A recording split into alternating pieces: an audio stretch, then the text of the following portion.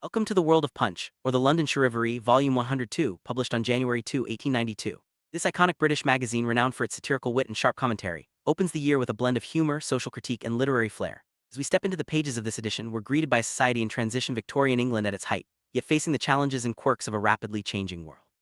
From political banter to whimsical tales, Punch's pages capture the spirit of the times. Let's embark on a journey through its stories, illustrations, and clever observations, exploring what made this publication a staple of British culture.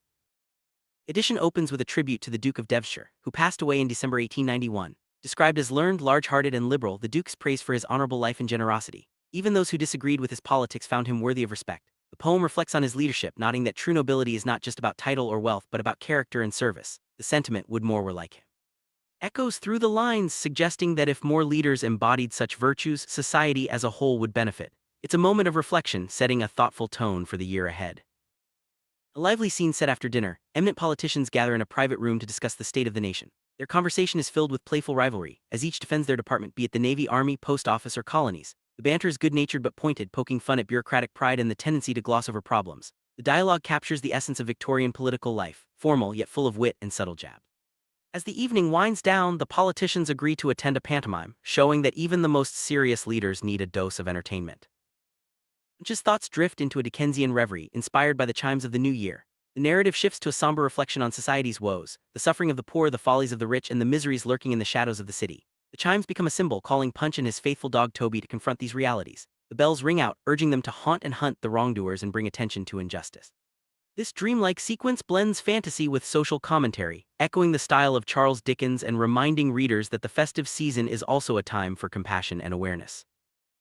As Punch and Toby ascend the tower, they encounter the mysterious world of the bells. The narrative becomes almost magical, with sprites and phantoms swirling around, representing both the darkness and the hope within society. Among the chaos, brighter figures appear, symbols of health, happiness, art, science, and benevolence. The bells ring in the new year, not just with noise but with a message, to remember the joys and sorrows of all people and to strive for kindness and reform. The passage is rich with imagery, blending Victorian optimism with a call to action for the year ahead. Ringing of the bells inspires Punch to reflect on the true spirit of the new year. He resolves to carry forward the values of hope, charity, and good cheer throughout 1892. The bells, described as dear familiar friends, symbolize continuity and the enduring power of optimism. Punch's wish is simple yet profound: a happy new year to all of you. This heartfelt message resonates with readers, encouraging them to embrace the coming months with positivity and a sense of shared humanity. The booking office section. Punch's Baron offers a witty review of George du Maurier's debut novel, Peter Ibbetson. The critique is both generous and insightful, praising the novel's style, inventive plot, and evocative illustrations. The Baron also recommends other contemporary works, blending literary analysis with playful commentary. This segment highlights Punch's role not just as a humor magazine, but as a tastemaker and critic in Victorian literary circle. The reviews are lively, opinionated, and always tinged with the magazine's trademark wit. Simple Stories section brings us the tale of Frank, a studious boy with a passion for music. Inspired by the myth of Orpheus, Frank attempts to charm a fox with his concertina. The plan backfires hilariously as the fox becomes enraged, destroys the instrument, and ultimately meets an unfortunate end. The story is a playful cautionary tale, blending humor with a gentle lesson about the limits of myth and the unpredictability of nature. It's a charming vignette that showcases Punch's ability to entertain readers of all ages. Punch's Letters to Abstraction series continues with a letter addressed to crookedness. The narrator recounts a tale of intrigue, betrayal, and tragedy involving Lady Calendar, her husband, and a charismatic Italian artist. The story unfolds with all the drama of a Victorian novel: secret letters, jealousy, and a mysterious death. Through this narrative, Punch explores themes of deception, reputation, and the complexities of human nature. The letter is both a moral reflection and a subtle satire of society's fascination with scandal. Brief tongue-in-cheek segment presents an extract from the catalog of a recent sale, featuring a pair of old-fashioned snuffers described as very rare. This snippet pokes fun at the Victorian obsession with collecting antiques and the sometimes exaggerated claims made in auction catalogs. It's a small but telling example of Punch's ability to find humor in everyday details and social trends. A poetic homage to Tennyson, Punch imagines the transition from the old year to the new as a mystical event.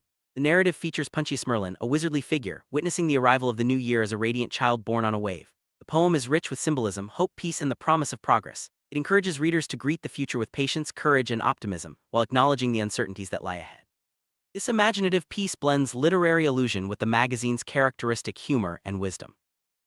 Punch offers a satirical take on British weather with a new set of names for the seasons: spring as the clog days, summer as the dog days, autumn as the bog days, and winter as the fog days. This playful renaming reflects the British preoccupation with the weather and the magazine's knack for turning everyday complaints into clever commentary. It's a lighthearted interlude that resonates with anyone who's ever grumbled about the climate.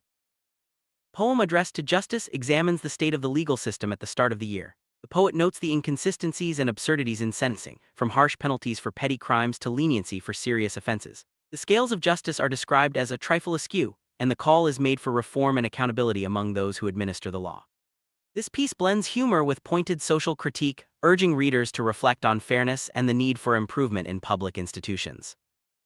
Punch delivers a series of playful New Year's wishes tailored to various types of people, from card players to students, explorers to infants. Each wish is a pun or a clever twist on words, such as wishing a nappy new year to a card player or a mappy one to an explorer. This segment showcases Punch's love of wordplay and its ability to find humor in the rituals of holiday greetings. It's a cheerful reminder that laughter is an essential part of any celebration.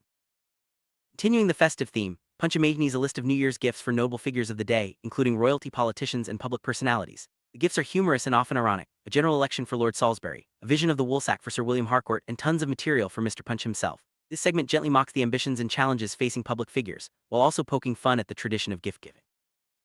A short poem, Punch addresses the issue of rural reform and the desires of agricultural workers. The message is clear: what laborers want is fair pay and a chance to live with dignity, not just charity or entertainment. The poem criticizes political distractions and emphasizes the importance of justice and opportunity for all. It's a succinct yet powerful statement on social issues, delivered with Punch's characteristic blend of humor and earnestness. Poem My Housemaid humorously laments the trials and tribulations of dealing with a housemaid. From misplaced items to overzealous tidying, the narrator's frustrations are both specific and relatable. The poem captures the dynamics of domestic service in Victorian England, highlighting the dependence of middle-class households on their staff, as well as the inevitable misunderstandings and mishaps. It's a lighthearted look at everyday life, filled with affection and gentle mockery. Quick anecdote contrasts the atmospheres of Paris and London, with a Frenchman declaring that Paris is always truly guy cheerful, while London is faux guy, a pun on the word foggy. This playful comparison pokes fun at the notorious London fog and the city's sometimes gloomy reputation, while also highlighting the friendly rivalry between the two capitals. It's a classic example of Punch's international humor. Illustration titled Coming Events Cast Their Shadows Before offers a visual metaphor for the anticipation and uncertainty of the new year. The image, like much of Punch's artwork, is both whimsical and thought-provoking, inviting readers to reflect on what the future might hold. It's a reminder that while we can't predict everything, we can approach the unknown with curiosity and humor. Serialized story, The Traveling Companions, continues with its 21st installment.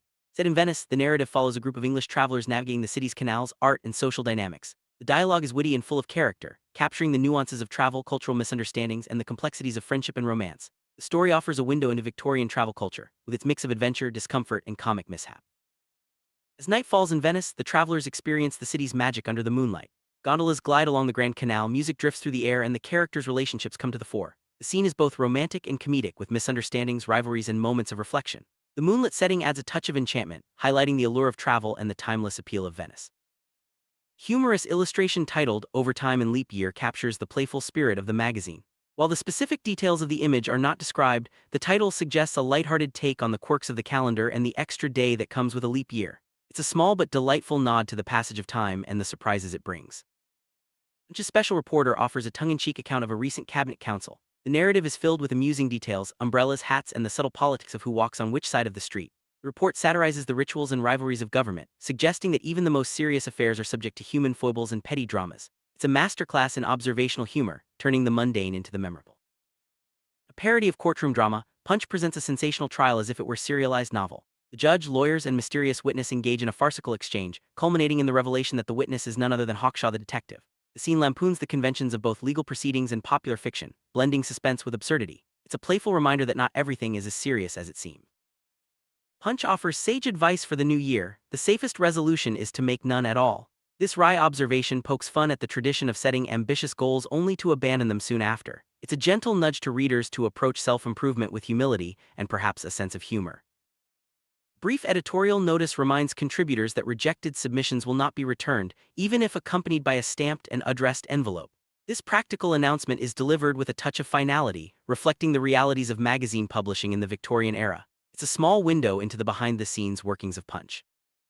Edition concludes with the full Project Gutenberg license, outlining the terms for using and distributing the ebook. This section ensures that the work remains freely accessible to readers around the world, in keeping with the mission of Project Gutenberg. It's a reminder of the enduring value of public domain literature and the importance of sharing knowledge. Throughout its pages, Punch demonstrates why it became a cornerstone of British satire. Its blend of sharp observation, literary allusion, and visual humor set the standard for generations of writers and cartoonists. The magazine's willingness to tackle politics, society, and everyday life with equal vigor made it both a mirror and a critic of its times. As we look back on this 1892 edition, we see not just a snapshot of Victorian England but a testament to the enduring power of wit and creativity.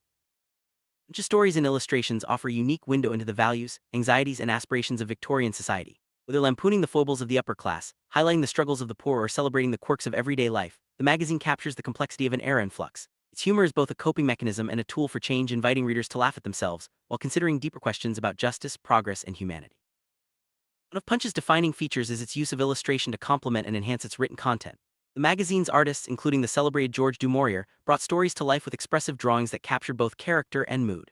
These images are more than decoration, they are an integral part of the magazine's storytelling, adding layers of meaning and humor that words alone could not convey. Punch's humor is never just for laughs, it's a vehicle for social commentary. By exaggerating the absurdities of politics, law, and daily life, the magazine encourages readers to question the status quo and imagine alternatives. Its satire is incisive but rarely cruel, aiming to provoke thought as much as amusement. In this way, Punch serves as both entertainer and educator, shaping public opinion while keeping spirits high. 1892 edition of Punch reflects a society balancing tradition and change. From the reverence for noble figures like the Duke of Devonshire to the playful subversion of social norms, the magazine captures the tension between old and new. Its pages are filled with references to classical literature, contemporary politics, and emerging technologies, illustrating the dynamic nature of Victorian culture. Recurring characters like Mr. Punch and his dog Toby serve as guides through the magazine's world. Their adventures, dreams, and observations provide continuity and a sense of familiarity for readers. These figures are more than mascots, they are embodiments of the magazine's spirit, curious, irreverent, and always ready to challenge authority with a smile. Punch's portrayal of women reflects both the stereotypes and the evolving roles of the era. From the cunning Lady Calendar to the ever-resourceful housemaid, female characters are depicted with a mix of admiration, skepticism, and humor. While some stories reinforce traditional gender roles, others hint at the complexities and ambitions of women navigating Victorian society. Stories like Frank and the Fox highlight Punch's appeal to younger readers and animal lovers alike. These tales blend humor with gentle lessons, using the antics of children and animals to explore themes of curiosity, mischief, and the unexpected consequences of good intentions. They add warmth and variety to the magazine's content, ensuring there's something for everyone. While rooted in British society, Punch often casts its gaze abroad, commenting on international affairs and cultural differences. Whether comparing Paris and London or poking fun at American tourists in Venice, the magazine's humor is cosmopolitan, reflecting the interconnectedness of the Victorian world. This global outlook adds depth and relevance to its satire. Punch's influence extended beyond its pages, shaping public discourse and even government policy. Its critiques of justice, politics, and social issues were widely read and discussed, making it a force to be reckoned with in Victorian England. The magazine's commitment to free expression and open debate remains a model for journalists and satirists today. More than a century after its publication, Punch's wit and wisdom continue to resonate. Its blend of humor, artistry, and insight offers timeless lessons about the human condition. Whether read for amusement or studied as a historical document, Punch remains a testament to the enduring power of laughter and the written word. Reading Punch is like stepping into a time machine, offering a vivid portrait of life in 1892. Its stories, poems, and illustrations capture the hopes, fears, and everyday realities of a bygone era. Yet many of its themes, justice, progress, the absurdities of bureaucracy, remain relevant today. Punch invites us to see the past not as a distant land, but as a mirror reflecting our own society. One of Punch's greatest strengths is its celebration of the ordinary. From household mishaps to weather complaints, the magazine finds humor and meaning in the details of daily life. This focus on the everyday makes its satire accessible and relatable, reminding readers that laughter can be found in even the most mundane moments. Punch's writing is characterized by its elegance, wit, and versatility. Whether crafting poems, parodies, or prose, the magazine's contributors display a mastery of language and a keen sense of timing. Their ability to shift seamlessly between humor and seriousness, fantasy and reality, is a hallmark of Punch's enduring appeal. Satire is at the heart of Punch's mission. By exposing hypocrisy, lampooning authority, and highlighting social injustices, the magazine seeks not just to entertain but to inspire change. Its humor is a form of resistance, challenging readers to question assumptions and imagine a better world. In this way, Punch's legacy is both comic and revolutionary. Punch fostered a sense of community among its readers, inviting them to share in its jokes, debates, and observations. Letters, submissions, and recurring features created an ongoing dialogue, making readers feel like participants rather than mere spectators. This interactive spirit helped Punch build a loyal following and a lasting cultural impact. The influence of Punch can still be seen in modern satire, from political cartoons to late-night comedy shows. Its techniques, parody, caricature, irony, remain staples of the genre. By blending entertainment with critique, Punch set a standard that continues to inspire writers, artists, and comedians around the world. As we close this journey through Punch's 1892 New Year's edition, we're reminded of the magazine's enduring message: to greet each year with hope, laughter, and a commitment to kindness. Whether facing the challenges of the past or the uncertainties of the future, Punch encourages us to find joy in wit, wisdom in humor, and strength in community. Here, to a happy, thoughtful, and laughter-filled new year, for Punch's readers then and for all of us now.